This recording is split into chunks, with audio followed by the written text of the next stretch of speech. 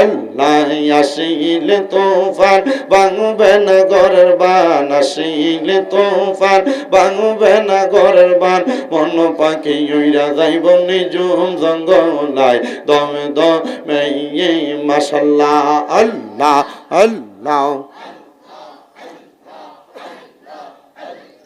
কেবা তোমার বইন ভাই সঙ্গের সাথী কেহ নাই কেবা তোমার বইন ভাই সঙ্গের সাথী কেহ নাই পরকালে যাইবার বেলা কাউরে পাইবা না মারহাবা আল্লাহু আল্লাহ দমে দমে মাশাআল্লাহ আল্লাহ আল্লাহ জবানটা খুইলা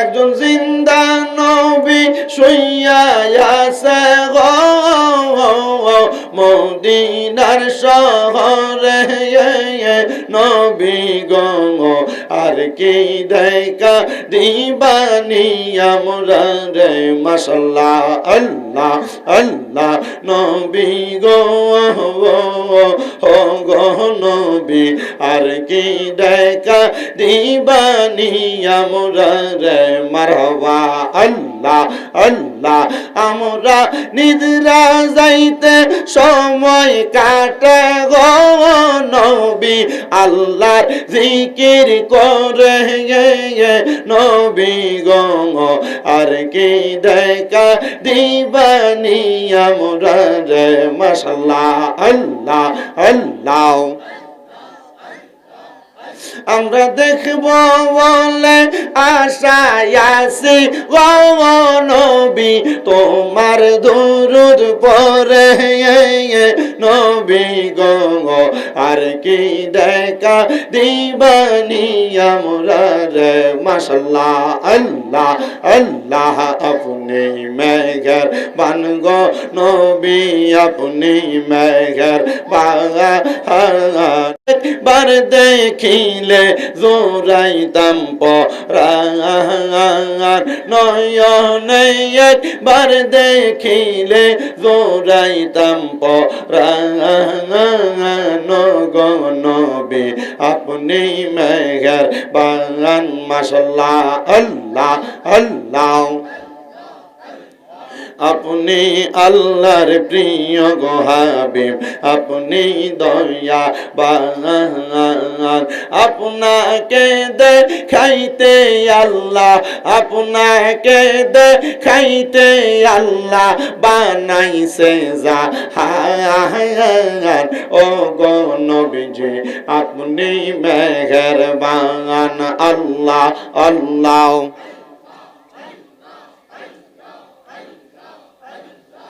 লা ইলাহা ইল্লাল্লাহু মুহাম্মাদুর রাসূলুল্লাহ সাল্লাল্লাহু আলাইহি ওয়াসাল্লাম। একটা জবানও বন্ধ রাখবেন না, জবানটা ছেড়ে দিয়ে মুহাব্বতের আওয়াজে পড়েন আলহামদুলিল্লাহ।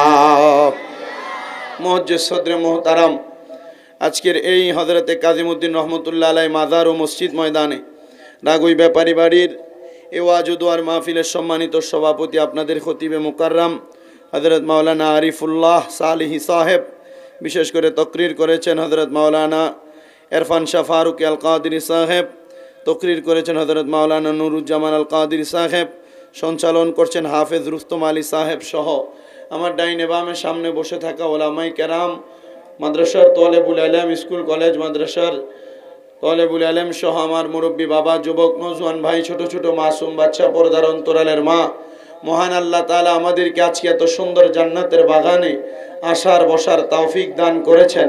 আমরা সেই শুকরিয়া আদায় করে মহাব্বতের আওয়াজে পড়ি আলহামদুলিল্লাহ।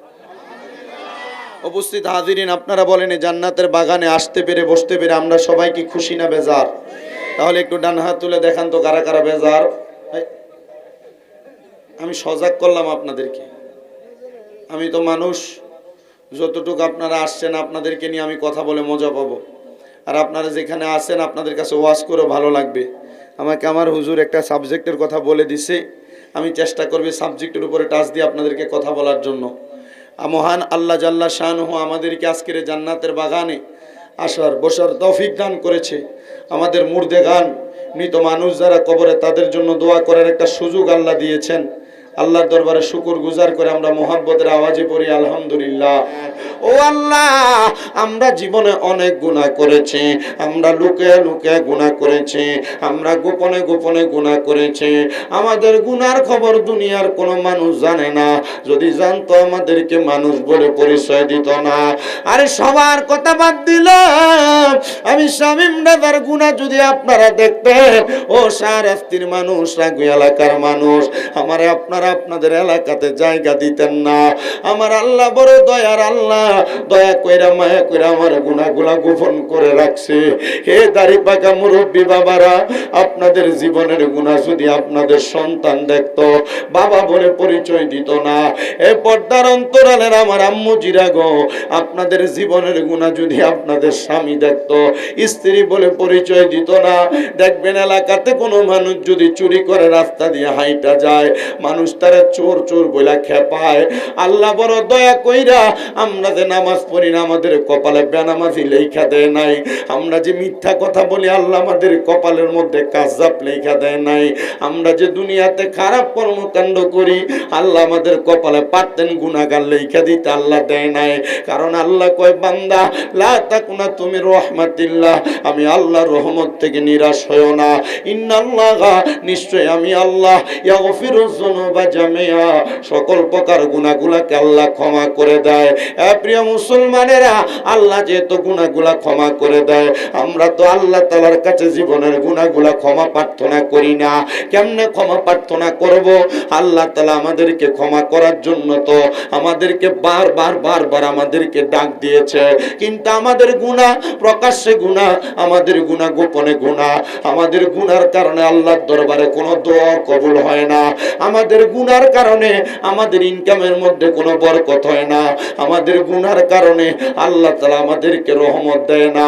আল্লাহ গো, আপনি কি আমাদের জীবনের গুনাহগুলা মাফ করবেন? বলে হ্যাঁ, মাফ করা হবে। আল্লাহ কেমনে? বলে যখন আছে কালাতিল কুলুবি যিকরিল্লাহ, অন্তরে আল্লাহ তাআলার জিকির লাগাইবা, দেখবা আমার আল্লাহ তাআলা এটার মাধ্যমে তোমাদের কলবটাকে পরিষ্কার করে দিবে। এই জন্য আমি আমার এই রাগু এলাকার সব বাবাজিদের কাছে, আশেপাশে এলাকার মুসলমানদের কাছে আবদার করব, পর্দার অন্তরালের মাদের কাছে আবদার করব, আমরা জীবনের গুনার কথা স্মরণ করে চক্ষুটা বন্ধ করে দিয়ে একটু আমার আল্লাহ তাআলার জিকিরে মশগুল হয়ে যায়। আল্লাহ আল্লাহ আল্লাহ আল্লাহ আল্লাহ আল্লাহ।